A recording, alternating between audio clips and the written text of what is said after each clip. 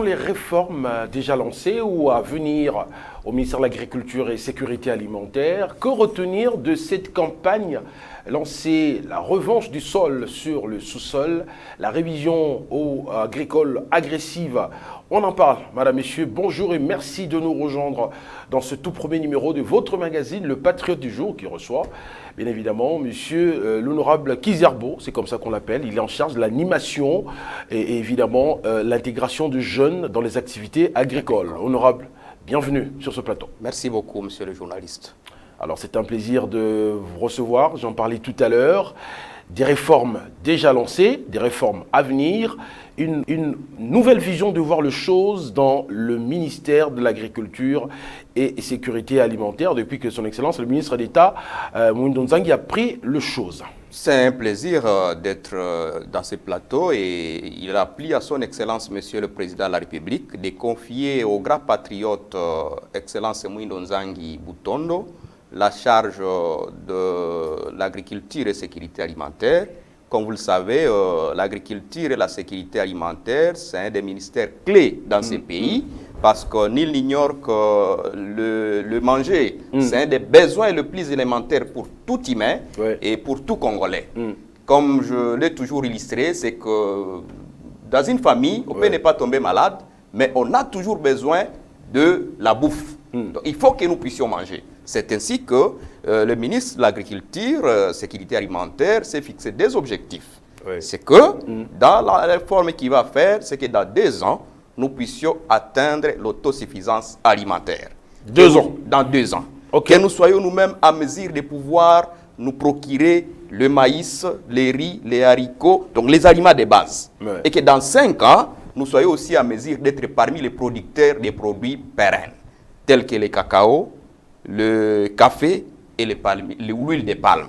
C'est ainsi que, pour y arriver, il a plu à son Excellence de pouvoir donner son slogan, c'est que c'est la révolution agricole agressive. Il va y aller avec une agressivité. C'est lui qui dit révolution, il dit moi je voudrais, changement. honorable, si vous permettez, on va revenir. Je voudrais vraiment que l'on reste sur cette campagne, là, avec cette révolution agricole. Mais je voudrais que l'on revienne un petit peu, si vous permettez. Donc, du côté du ministère de l'Agriculture, on peut aujourd'hui conclure que c'est une nouvelle façon de voir les choses. On sent qu'on veut donner une nouvelle impulsion à ce ministère qui, aujourd'hui, visiblement, fait partie des priorités de son Excellence, Monsieur le Président de la République. Le ministre d'État, son Excellence Mwindo Nzangi, voudrait apporter des innovations dans ces ministères. Il voudrait donc satisfaire les Congolais pour que chacun puisse manger à sa faim. Comme vous le savez, dans ces pays ici, la bouffe, c'est aussi une casse-tête. Or, dans d'autres pays, c'est qu'ils ont déjà dépassé cette étape pour dire que vais-je manger aujourd'hui, mais c'est une casse-tête. Donc, on voudrait que nous puissions aussi arriver à cette étape pour que nous puissions nous autosatisfaire dans les aliments que nous utilisons chaque jour, tel que je l'ai dit. Et que donc, ce sont des innovations que son Excellence voudrait apporter. Et tel que vous le savez, Monsieur le Président de la République, son Excellence Félix Antoine Tshisekedi Tshilombo, avait aussi lancé la revanche du sol sur les sous-sols.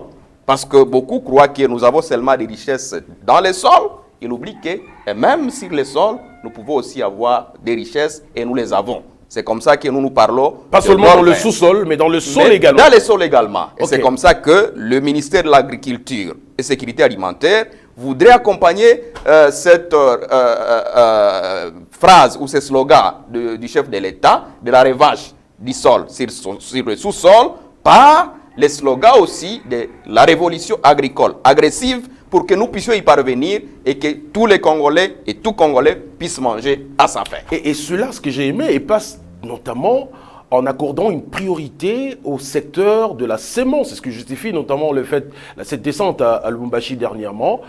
Ça va être un des leviers pour booster l'agriculture congolaise. Vous partagez cet avis? Oui, monsieur le journaliste, vous savez, et vous êtes sûr et certain avec moi que dans ces pays, nous avons au moins 80 000 km de terres arables. Même si nous les avons, nous ne parvenons pas à satisfaire les Congolais par la bouffe.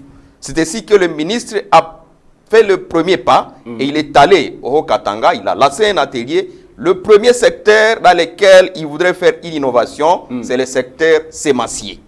Et donc, il faudrait que tout agriculteur, petit ou grand, puisse accéder à une semence améliorée et de qualité. Et que la semence soit accessible à tout le monde et que la semence soit disponible. Et pour y arriver, il a estimé qu'il faut que nous puissions relancer l'Institut national d'études et de recherche agricoles, INERA. Il a estimé qu'il faut relancer les CAPSA qui étaient dissimulés par-ci par-là dans les pays, mais qui sont tombés presque à faillite dans tous les pays. Il n'y a que les CAPSA à Loutu qui fonctionnent encore. Et les CAPSA sont des centres d'adaptation et de production de semences améliorées. Et aussi, il voudrait que ces organisations puissent travailler aussi avec les services nationaux des semences, SENASEM. Et donc, c'est le premier, ou bien le début de toute bonne production. Parce qu'on ne peut pas produire si on n'a pas une bonne semence. Même si on a une terre, il faut qu'on puisse avoir aussi une bonne qualité de la semence. Et que la semence soit disponible. Et c'est pour cela que le ministre a lancé donc les 5 piliers. Et le premier pilier, c'est la réforme dans le secteur sémacier. Alors, je voudrais maintenant qu'on s'attarde sur ces 5 piliers parce qu'on sent que ça va être tout un programme. Vous l'avez rappelé tout à l'heure, qui va s'inscrire dans la durée. On partira de 2 ans à 5 ans. Alors, comment cela s'articule-t-il, ces 5 piliers, on va dire, lancés par le ministre d'État? Comme le ministre d'État Moïno Nzangi Butondo est stratège, il veut toujours commencer par les commencements. Et tout début commence par le secteur sémacier. C'est pour cela qu'il a mis dans le premier pilier, c'est le secteur sémacier. Donc, il faut que la semence soit accessible à tout le monde, qu'elle soit disponible. Et le deuxième pilier, c'est qu'il faut que nous puissions avoir des engrais et des fertilisants. Comme vous le savez, il y a des terres qui ont longtemps servi aux agriculteurs, mais qui ne produisent plus bien. Mais ces terres-là peuvent encore produire si on y met un peu d'engrais et de fertilisants, et elles peuvent encore produire pour que la production augmente dans ces pays. Ça, c'est le deuxième pilier, engrais et fertilisants. Et le troisième pilier, c'est que son Excellence Moïno Nzangi a estimé que même si nous travaillons à la houe et consort, mais il faut quand même que nous puissions mécaniser l'agriculture. C'est alors qu'il a lancé aussi la mécanisation agricole et que donc là, on va distribuer de tracteurs aux coopératives et aussi des intrants agricoles. Et cette fois-ci, il a bien précisé, les tracteurs cette fois-ci ne seront pas distribués aux politiciens. Les politiciens qui les ont toujours gardés dans leur maison, dans leur parcelle, pour s'en servir des campagnes et consorts, cette fois-ci, il va distribuer les tracteurs aux coopératives. Et même ces coopératives-là, ça va être bénéfique pour la population est très visible. La population est très visible. Et même pour les petits producteurs, ils auront accès à ces tracteurs parce qu'il y aura des brigades qui vont s'en charger. Et pour avoir ces tracteurs, il faut voir ces brigades et vous utilisez les tracteurs et puis vous les ramenez encore à la brigade pour que quelqu'un d'autre puisse s'en servir. Et donc, nous estimons que la mécanisation agricole sera aussi effective dans le secteur agricole. Et le quatrième pilier, c'est dire on ne peut pas tout faire, on ne peut pas faire tout cela si on n'a pas songé à une bonne gouvernance et aussi aux ressources humaines. Tous ceux qui vont utiliser cela, ceux qui vont produire la semence, l'homme au centre, en fait. L'homme au centre de tout cela. Parce que même pour produire cette semence, il faut que quelqu'un puisse aller au travail et qu'il soit quand même mieux payé. C'est comme ça que le ministre de l'Agriculture s'est focalisé aussi pour qu'il y ait une bonne gouvernance et que aussi la personne qui travaille, donc l'administration de l'agriculture, puisse aussi être mise en considération.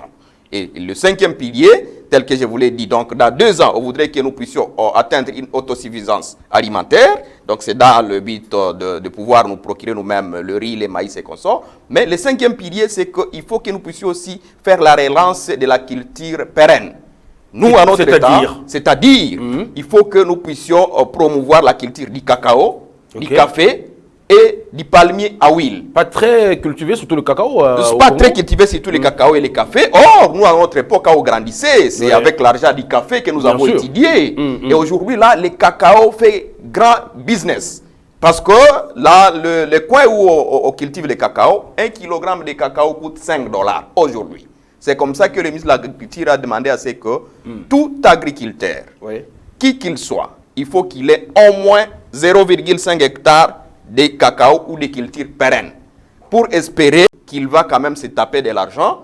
Et avec cet argent-là, ça sera déjà la revanche du sol sur les sous-sols, parce que ça va lui rendre quelque chose. Et elle lui rendra quelque chose. Et dans les 5 prochaines années, nous serons parmi les pays producteurs et du cacao et du café. Et il estime que nous pouvons devenir le premier producteur du cacao. Parce qu'avec les statistiques que nous avons aujourd'hui avec l'ONAPAC, c'est dire nous sommes à un niveau où nous sommes en train de produire de tonnes et des tonnes de cacao, mais qui quittent notre pays sous un autre label d'aide d'autres pays. Mais nous voudrions que notre cacao puisse avoir la maquette Made in Congo.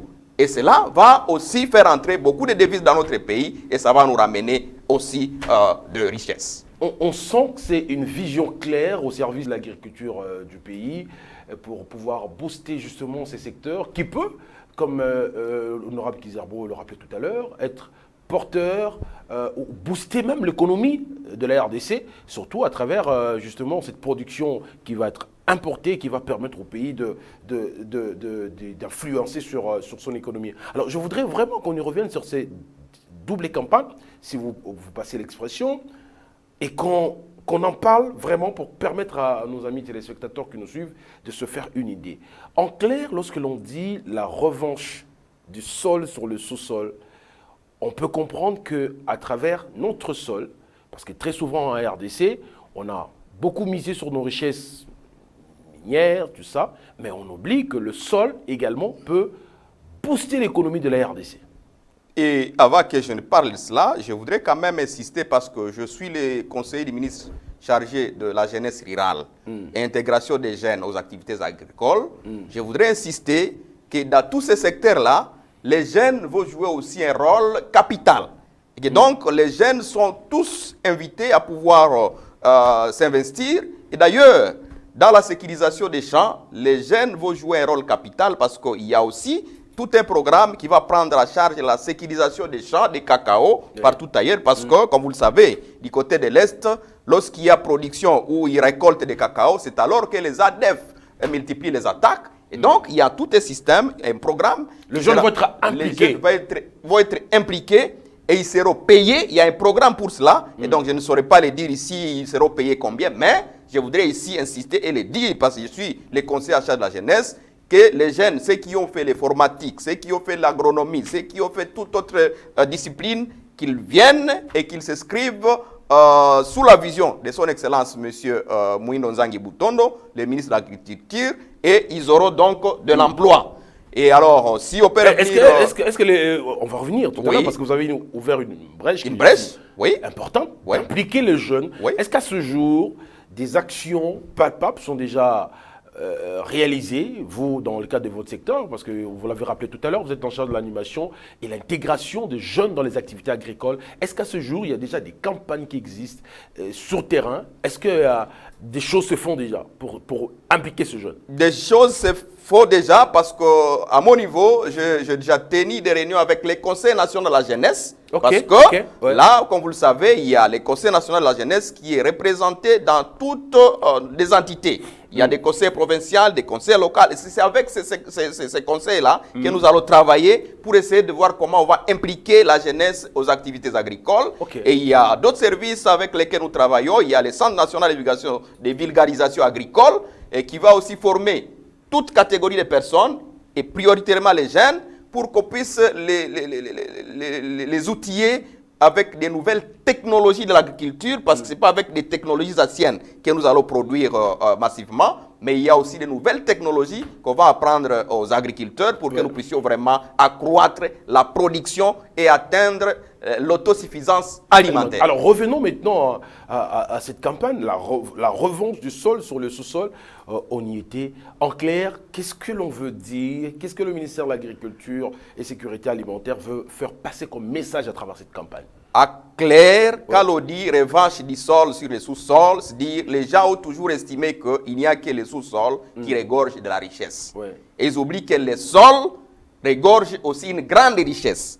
Et c'est comme ça que tous les miniers devront donner une quotité pour soutenir l'agriculture. Et c'est comme ça que le ministre de l'Agriculture maintenant et pendant cette session budgétaire qui est à court, est en train de plaider pour que le Fonds national pour le développement agricole soit mis en marche, FONADA. Et ce fonds-là sera donc disponible pour que nous ne puissions plus avoir des soucis d'acheter des tracteurs et des intrants. Et comme pour cette campagne, il a été décidé que 3000 tracteurs soient distribués et aux coopératives pour que tout le monde puisse accéder à des tracteurs et à moindre coût. Et je voudrais l'annoncer ici sans être contredit par personne, les tracteurs seront accessibles à tout le monde à un prix de $65 par hectare. Contrairement à d'autres périodes où on pouvait accéder à un tracteur à $260 par hectare. Et donc, tout le monde peut accéder à un tracteur et faire les champs avec le système ou la mécanisation agricole. Et la productivité pourra augmenter. Super, ça c'est très important, mais on espère des campagnes comme ça, il y en a eu par le passé, mais qui malheureusement n'ont pas produit. Est-ce que le ministère de l'Agriculture a les moyens de sa politique? Parce que tout ça, pour que cela soit palpable, il faut un accompagnement en termes de moyens. Le chef de l'État a promis son accompagnement à son Excellence, Monsieur le ministre de l'Agriculture, et pour preuve, il a été lui-même à personne à Mekao lors du lancement de la campagne agricole 2025-2026. Et aussi, il y a des partenaires qui sont en train de passer dans nos bureaux et ils ont promis à son Excellence, Monsieur le ministre, leur accompagnement, quitte à tous ceux-là qui interviennent dans les domaines agricoles de pouvoir bien gérer les fonds qui seront alloués pour que la production puisse augmenter, parce que c'est le souci du ministre de l'Agriculture pour que la production puisse s'accroître et que nous puissions atteindre l'autosuffisance alimentaire telle que je l'ai dit, parce que ce n'est pas quand même normal, comme dans un pays où il y a des terres arables, que nous puissions manquer à manger, c'est quand même anormal. Et que nous puissions toujours... Avec une jeunesse aussi dynamique. Avec une jeunesse dynamique. Et cette jeunesse qui croit que pour avoir du travail, il faut seulement aller à la DGDA, à l'OCC. Et ils oublient que même avec l'agriculture, nous pouvons faire des richesses. Moi qui vous parle ici, je suis un député honoraire, mais je suis quand même un agriculteur. Okay. Je suis fils d'un agriculteur. J'ai étudié par les frères qui provenaient de l'agriculture, notamment de la culture du café. Et aujourd'hui, donc, nous voudrions aussi relancer la culture et du café et du cacao pour que les Congolais puissent encore se taper de l'argent, comme à l'époque de nos parents qui ont eu de l'argent à partir du café. Et on sent qu'on veut vraiment révolutionner les choses. Et déjà dans la manière de le rendre, et de déjà, communiquer, comme vous l'avez dit, je sens vraiment que là, on est là, c'est dans l'agressivité de la révolution agricole agressive. Et il faut y aller avec agressivité. Et c'est comme ça que le président de la République a senti que c'est lui qui peut le faire avec l'agressivité. C'est les Mzalendo Ndumku, les grands patriotes, son Excellence Mwindo Nzangi Butondo. Ah oui, ça c'est important et c'est bien dit. Alors, quand on dit révolution agricole agressive, on vise au-delà de jeunes, on vise toutes les couches de la population qui doivent à ce jour se rendre à l'évidence qu'à travers l'agriculture, on peut se faire de l'argent. Parce que les jeunes qui nous suivent aujourd'hui doivent l'intégrer et le comprendre. Parce que généralement, lorsqu'on finit les études, on pense que pour bien vivre, il faut aller chercher un emploi dans l'administration publique ou se faire engager chez le privé. Mais on oublie que l'agriculture est là et elle peut justement permettre à cette jeunesse de réaliser des rêves. Vous l'avez bien dit, cette jeunesse croit que pour se taper une belle vie, il faut aller dans les entreprises publiques. Et elle oublie que même dans l'agriculture. Lorsque nous avons été en séjour en mission dans la province de la Tchopo avec le ministre d'État, et il a déclaré clairement, parce que ce ne sont pas seulement les jeunes, et même les adultes qui ont des champs, même à côté de leurs parcelles, ils ne savent même pas profiter de cette terre pour ne fût-ce que planter 100 ou 200 plantites de cacao pour se taper de l'argent. Et c'est comme ça que le ministre a instauré. Et il a d'ailleurs fait une note circulaire pour que dans chaque groupement, dans tous les villages, qu'on puisse nous chercher 10 hectares. Et dans ces 10 hectares-là, nous allons faire des pépinières, des cafés, des pépinières de cacao, des pépinières de palmiers à huile à distribuer aux populations pour leur permettre d'avoir une bonne semence et que chaque famille puisse avoir au moins un demi-hectare de ces cultures pérennes. Et donc, on voudrait donc et là, ce ne sont pas un vœu pieux, comme on dit. On sent déjà qu'il est à l'action, parce que j'ai suivi à Lubumbashi, à travers ce lancement de cet atelier des validations du secteur ciment. Il a déjà donné des indications claires. Ça prouve qu'on veut déjà passer à l'action. Et on a passé à l'action. Et d'ailleurs, même à la Chopo là-bas, il y a un jeune qui avait déjà préparé sa terre. Et le ministre a dit, moi, je paye déjà ceux qui vont planter les plantiers de cacao dans ces champs. Et ce jeune-là a été appuyé. Et donc, il a déjà son champ de cacao là-bas. Et on y fait avec la volonté. Et nous allons y arriver avec une détermination. C'est-à-dire que le ministre Moïno Nzangi est déterminé. Et nous y arriverons avec une agressivité et une brutalité pour pousser les gens à pouvoir... Vous insistez beaucoup sur le terme agressivité. Agressivité, c'est parce que les Congolais, apparemment, ils ne comprennent pas, il faut passer à l'action. Oui. Et d'ailleurs, moi j'ai toujours dit, même cette salubrité ici de Kinshasa, si on y va avec une agressivité, la ville sera propre. Donc, il faut aussi voir comment est-ce qu'on peut aussi booster avec cette agressivité pour que tout Congolais puisse savoir qu'il faut qu'il ait aussi 100 plantiles ou 200 plantiles de cacao dans son champ et dans un demi-hectare de cacao, et on y arrivera avec une brutalité. Voilà, on va y arriver avec une brutalité, il faut changer les choses. C'est ça aussi être un homme d'État. Lorsque le pays vous accorde une parcelle de pouvoir, on doit sentir qu'il y a des réformes que vous apportez. Il ne faut pas toujours rester sur ses lauriers, rester sur le sentier battu, apporter de l'innovation, apporter des réformes, surtout pour un secteur qui... parce que c'est inconcevable, un grand pays comme la RDC, que nous importions encore certains, on va dire certains aliments. Ça, c'est inconcevable avec une jeunesse aussi dynamique, avec des terres arabes, comme on en a chez nous, un paradis presque. Alors, Honorable Kizerbo, en résumé, le Zambie qui vient de nous suivre, qu'est-ce qu'ils peuvent retenir à travers cette campagne qu'on évoquait tout à l'heure et à travers cette nouvelle politique, cette nouvelle dynamique insufflée dans ce ministère? Qu'est-ce qu'il faut retenir? Il faut retenir que le ministre de l'Agriculture est déterminé à pouvoir rénover et apporter des innovations dans le secteur de l'agriculture, les secteurs dans lesquels il travaille maintenant, et c'est le secteur qui est à sa charge. Et donc, il voudrait révolutionner les choses, tel qu'il l'a dit. Une révolution, c'est-à-dire un changement. Il voudrait apporter un changement dans ce secteur pour que les Congolais puissent manger à sa faim, pour que nous puissions avoir un accès facile à la nourriture et les aliments de base pour que nous ne puissions plus quémander par-ci, par-là. Et il a d'ailleurs fait un appel à tous les grands producteurs, tous les grands fermiers qui investissent à Zambie lorsqu'il était au Katanga, pour qu'ils reviennent au pays. Parce que dans 2 ans, ils vont risquer de manquer les marchés, parce que nous serons aussi à mesure, nous-mêmes, de produire nous-mêmes notre maïs et les produits de base. Et donc, nous voudrions ici dire que le ministre est déterminé. Et dans le secteur qui est le mien, tel que je l'ai dit, nous voudrions aussi sensibiliser les jeunes, et nous allons sillonner tous les pays pour dire aux jeunes qu'il y a aussi de l'argent. Et le président de la République qui disait qu'il va faire des millionnaires congolais, on peut faire des notamment dans l'agriculture. Notamment dans l'agriculture. Et le ministre Moïno Nzangi est là pour accompagner les jeunes, pour qu'ils deviennent millionnaires dans l'agriculture. Donc, soyons là, venez, accompagnons les ministres et sa vision pour que nous puissions révolutionner exactement les choses, surtout avec cette révolution agricole agressive. Et cela va nous permettre donc de soutenir la revanche du sol sur les sous-sols. Allez, on vous dit énormément merci, Honorable Kizerbo, d'être passé. J'ai envie moi-même de me lancer déjà dès demain. Ah, vous êtes les bienvenus. Et d'ailleurs, comme vous êtes encore jeune, vous êtes dans mon secteur, et je vais donc appuyer pour que vous puissiez aussi intégrer. Alors, j'espère que c'est le souhait de tous les jeunes qui nous ont suivis.